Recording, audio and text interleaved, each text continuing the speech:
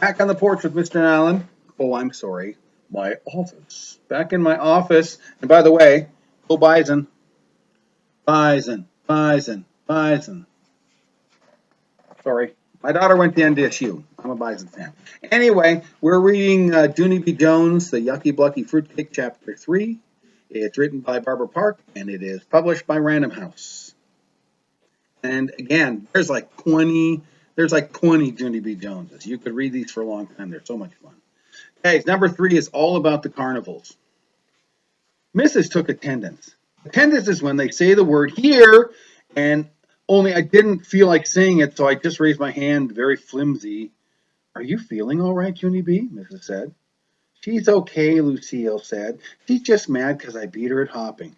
Yeah, only I already explained that to you, madame, I shouted at Lucille's face. Mrs. clapped her hands loud at me. Junie B, that will be enough, she said. I put my head on the table again. This day's a bummer, I whispered to just myself. Mrs. stood up at her desk. Boys and girls, may I have your attention, please? I'd like to talk to you about a special night coming to our school on Friday. It's called Carnival Night. Does anyone know what a carnival is? I do, said the Jim I hate. A carnival is like when you have at the state fair every year. That's lots of rides there, like Ferris wheel and tilt-a-whirl on bumper cars. Yeah, and there's a shooting gallery with fake ducks, said Jamal Hall. And there's cotton candy that rots your teeth by eating big black holes in your protective tooth enamel, said a boy I love named Ricardo. Ricardo's mother is a dentist, I think. After that, a crybaby boy named William stood up very shy, and he said one time he rode the scary roller coaster and he didn't even cry that much except for he accidentally threw up his chili dog. Then Polly Allen Puffer told about carnival food that he threw up too, like a candy apple and cotton candy and caramel corn and a rubber band. Except for that's not food, that's an office supply. I raised my hand. Carnivals are rip-offs, I said, because one time my daddy kept on trying to knock over 3 bottles with a ball, but even when he hit them, they wouldn't fall down, so then he and mother had to call the cops. And also, eyewitness news at 6 and 10. Mrs. laughed out loud. Yeah, only that's not a laughable matter, I said. She stopped laughing. No, no, of course it isn't, she said, but I promise that nothing like that will happen at our school's carnival night, Junie B. All the games are going to be run by parents and teachers, and there will be hundreds of prizes to win. I sat up a little bit straighter. Hundreds? I said. Hundreds, she said.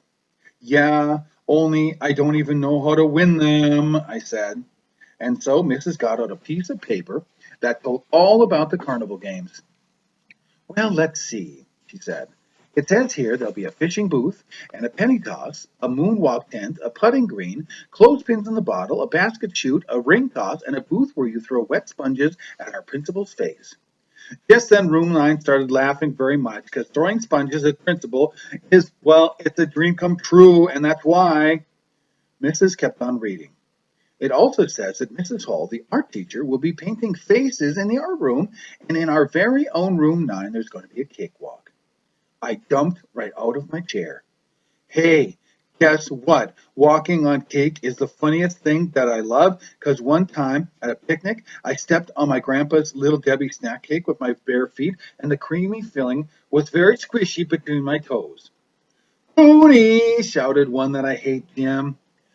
Oh, you goony bird Jones, you don't walk on cake. A cakewalk is a game where you win a cake, right, teacher, right? Mrs. made a squinting eyes at him. Yes, Jim, but we do not call people goony birds. Calling people names is rude. Plus, if you want to make a comment, I would appreciate it if you would politely raise your hand. Like me, right, Mrs.? I hollered, because I raised my hand very polite when I told you the carnivals were ripoffs. Remember that? Remember? That a lot of other kids started shouting that they were polite too. And so I had to stand up on my chair so Mrs. could hear me. Yeah, only they can't be as polite as me, right, Mrs.? Because I said it first, right? Then Mrs. rubbed her head for a very, very long time. And also, she took some aspirin. Chapter 3 of Junie B. Jones, The Yucky Blucky Fruitcake, written by Barbara Park and published by Random House. Back with published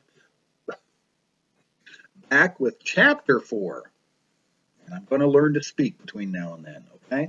See you later. Do your homework.